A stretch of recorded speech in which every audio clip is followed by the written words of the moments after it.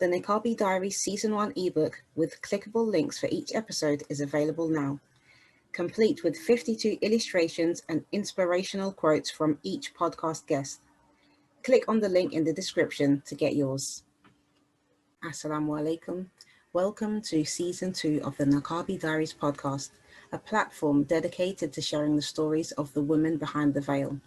This season, we will be speaking to more Muslim women from all walks of life as we continue to discuss their deep and intimate reasons for wearing the niqab. The Niqabi Diaries, our experiences, our perspectives, our voices.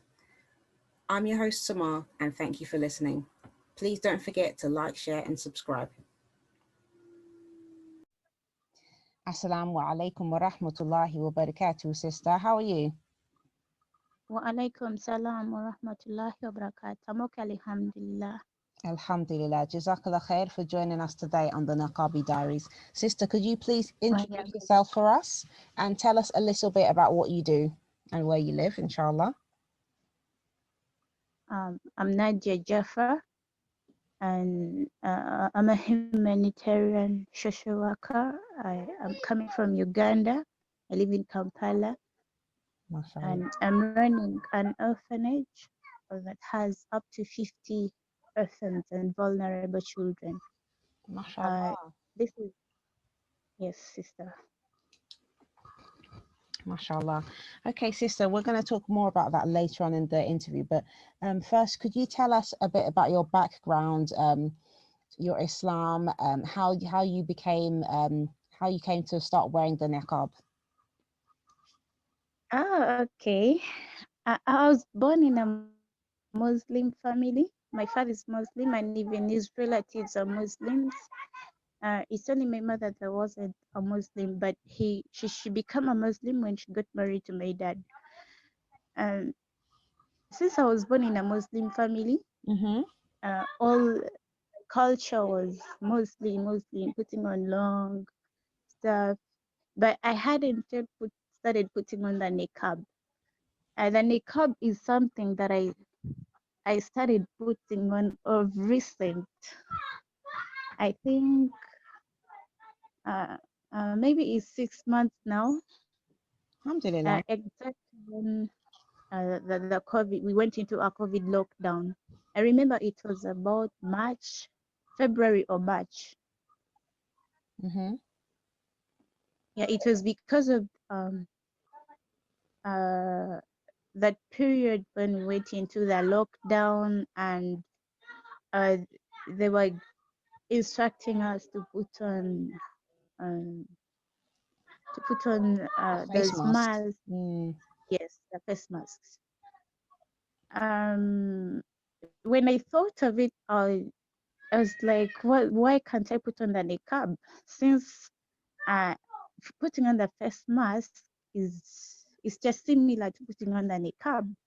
I just thought it to myself, and I was like, why is it that I can't do something for Allah, and then I have to cover my face just because of the sickness, just because of the COVID.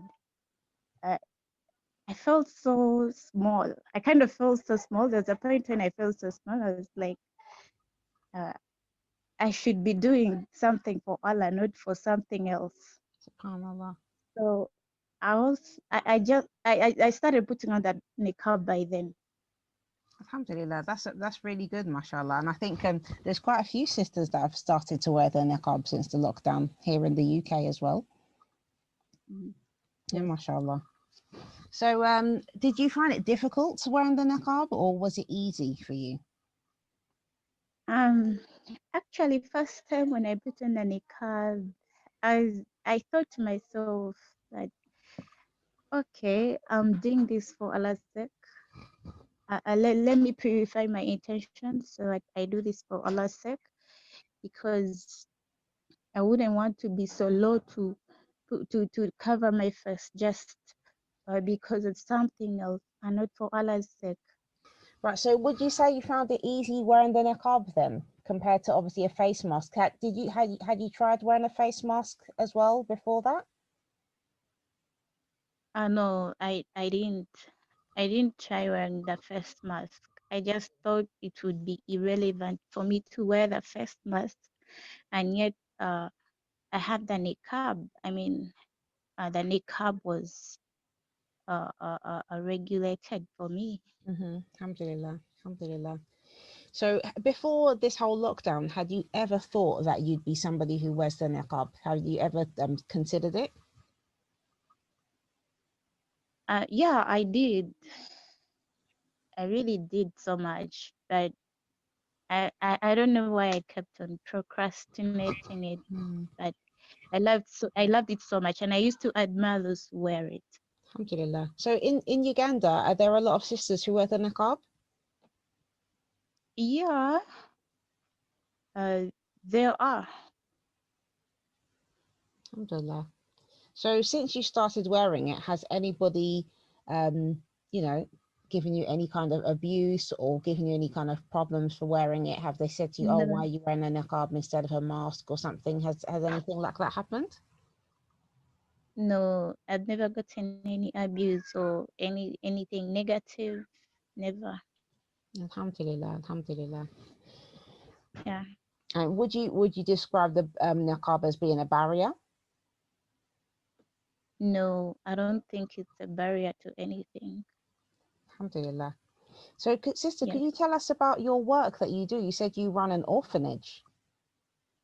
Yeah, I do run an orphanage. In fact, when I was coming in for the meeting, they had refused from my room. They didn't want to get out of here. Oh, mashallah, mashallah. So, they how long have you been they doing were that? also want to be in the meeting. They want to Oh, attend. mashallah. How long have you been running the orphanage? We've been running it for 2 years now, though Alhamdulillah, we started the charity about 5 to 6 years before.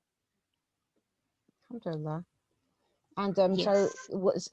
is you and some other people? Is there like a group? And if you actually give us details for this orphanage, will be great because if people want to make a contribution, for example, is there a way for them to do that? Yeah, there is. Okay, There's great. Well, uh, inshallah, you can give us the details and we'll keep it in the description box so that people can find that, inshallah. inshallah. Thank you, Sister Summer. I'll Inshallah, be giving you the details later on, inshallah. inshallah, no problem. So tell us more about the Yes. orphanage, anyways. What kind of ages of children do you have there, and what kind of facilities do you have available for them? Um, the kids we have range from 4 years to 16 years, Mm-hmm. but most of them are below the age of 12. Uh, most of them are just young. Uh, we give them services of accommodation. They all sleep in the same place. Mm-hmm. Although we have two centers, there's this one where I'm in is for mostly boys, Mm-hmm. and then we have the other section for the girls. Uh, we do not want to have maybe immoral kinds of behaviors coming up in the kids Mm. because of mixing them up. So we divided them. So here we have 25 of them, and then the other side we have 25 of them. They all sleep at the centers. We give them proper feeding, medication, um, beddings, clothes, and other utilities.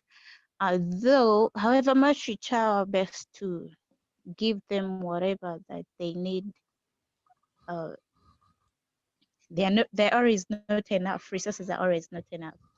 Yeah, So subhanallah. yes, So because how they're is it very funded at the moment? pardon.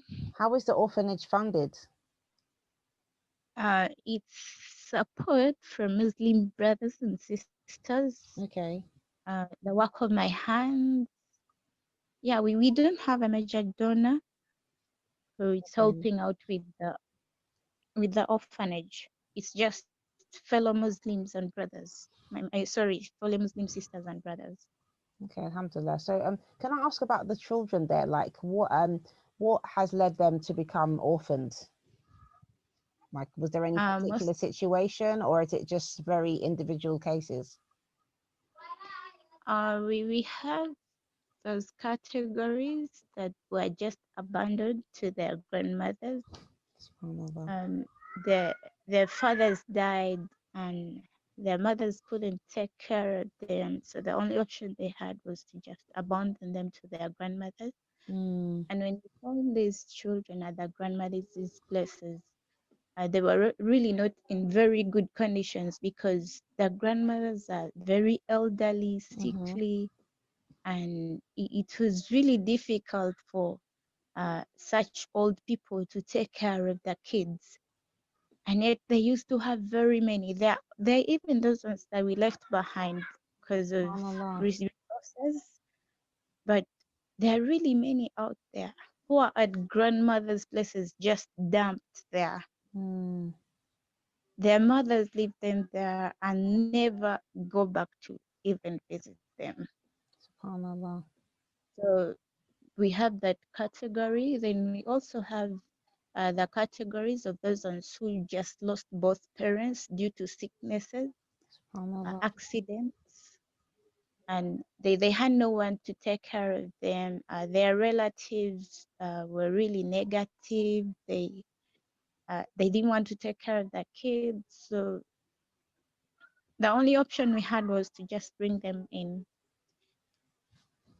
Then we also have categories, though very few, of those who lost their parents to HIV. SubhanAllah. Um, they're also here, though they are negative. Their lives are not that bad, but they were also abandoned to their neighbors.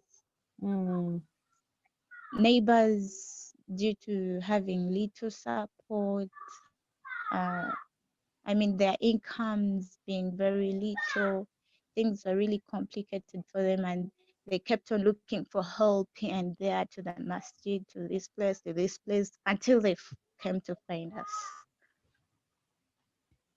SubhanAllah. So Yes. you're really doing a lot of important work then.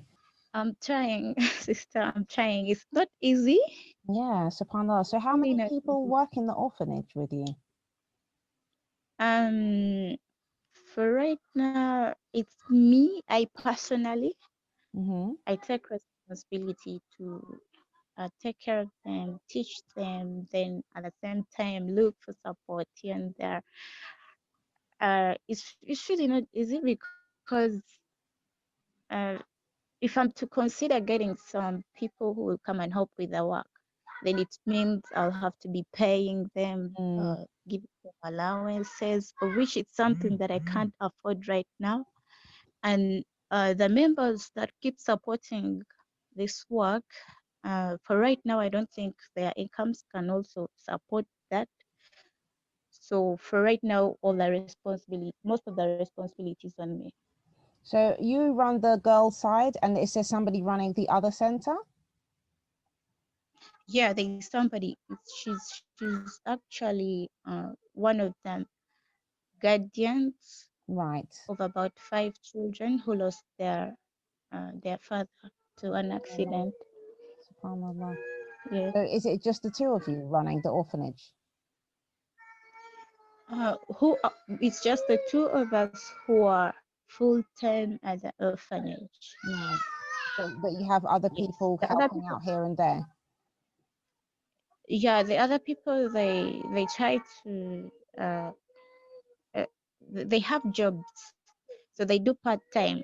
They Yeah. part time in helping with the orphanage. Alhamdulillah. And who does the cooking for the children? Pardon? Who does the cooking for the children? Um, I told I make sure to teach the children how to do the house chores, Mm-hmm. cook, clean, and that. So I have boys and girls who can do the work. They can do the cooking, the washing. They try to do everything. Alhamdulillah. Alhamdulillah. And what about Yeah. like schooling and education? For education, we before the COVID period, they were having schools they go to. they go during daytime and come back in the evening time. Mm-hmm. Um, these schools are people that we have negotiated with, made negotiations with them so that they can be given a little bit a reduced price than other children at school Okay. for the sake of the vulnerability of the kids. Mm-hmm. So they accepted, and the kids used to go to school while we pay that the reduced amount at school. But not all of them. It's only the upper sections that we used to take to school. The younger sections, we teach them from home. I actually teach them the Holy Quran, uh, Mashallah. some fiqh, so that by the time they go to school, they go to the P3 or P4 when they've already acquired knowledge of the Quran and fiqh. And it's actually a very better way. I found it uh, very beneficial to impact into the children. That's the Quran knowledge and Islamic knowledge when they're still young. Because when they go to school and they join the upper sections, and they are given so many subjects, and uh, they they don't really focus so much if they have so many things to do. Yeah. So giving them, teaching them Quran and other Islamic knowledge from home helps them to reduce their burden of the other work at school. Alhamdulillah. Alhamdulillah. It sounds like somebody in the background there's not very happy. Who's crying? Yeah, you know what? I just locked the door. If I open the door, then all of them are going to rush in Oh, and make noise. We won't be mashallah. able to talk. So there's a little one, he's just crying for you, is he? Oh, Yeah, she's with others. okay. Alhamdulillah. Alhamdulillah. Oh, Yeah, mashallah. Mashallah. You know, when I hear kids crying like that, I just want to grab them and hug them. I understand. Yeah, subhanallah. But I'm sure obviously you hear it all day. So it's normal now, isn't it? Alhamdulillah. Yeah. So, sister, have you met any sisters like in your area or where you live? Have you met any sisters who've been forced into wearing the niqab, or any sisters who they want to wear it but they're afraid to wear it? No, no, no, no. I've never met anyone who was forced to who wants to wear the niqab and they're not allowing them to wear it. I haven't met them. Alhamdulillah, alhamdulillah. And would you say Yeah, that like the niqab is something like, is it something acceptable there in your country in general? Is something normal? yeah, it's something normal. It's something very normal in this country. There's really no much of restrictions about Mm, putting on the niqab or putting on the hijab. Everyone does what they want. alhamdulillah, alhamdulillah. So it wouldn't stop you from getting a job or anything like that. Though, oh, I remember, I have a sister who had gone to apply somewhere for a job, and she was refused. She was refused to work from there just because she was putting on the niqab, and uh, the people wanted her to actually put off the niqab so that she can have a place there. But she was like, she really cannot forsake her religion, Mm, and so she didn't go there. She didn't go back there. She just had to look for somewhere else, and she got a job somewhere else. There alhamdulillah. really are not many places where they refuse. It's just a few places where they refuse putting on the niqab, but other places it's okay. Alhamdulillah. Alhamdulillah. So, Yes. what would you advise sisters who are thinking about wearing the niqab but they feel, not confident to do so? What advice would you give them? Oh, putting on the niqab is just something that is so lovely. It makes you feel so high. When you're walking along the streets, you you feel so high, you feel like you're on top of the world. You feel you're really uh, submitting with Allah's will, and there's really nothing one can compare to submitting to Allah's will, because it's the greatest thing. And if we get any problem in the way of Allah, then we have no loss, because still Allah will reward us in the hereafter because of our intentions. So putting Alhamdulillah. on the niqab, um, it's really something so nice. It's Alhamdulillah. beautiful. Yeah. Alhamdulillah. And what does the niqab mean to you, sister? To me, it means fearing Allah. Alhamdulillah. Alhamdulillah. MashaAllah, sister. Thank you so much for giving your time and for today on the Niqabi Diaries. I've really enjoyed listening to your experiences, and especially to do with the orphanage as well. So we're definitely going to put some links in the description and try to hopefully get some donations for the orphanage. And if anybody's interested, or if anybody's listening and they're in your area, in your country even, and they can contribute, that would be great, inshallah. Okay, inshallah. I'll be sending you the details, inshallah. Jazakallah khair. Assalamu alaikum wa rahmatullahi wa barakatuh, sister. Wa alaikum salam wa rahmatullahi wa barakatuh. Sister, it's been nice talking to you. I really loved the talk. Thank you so much. Thank you so much, sister.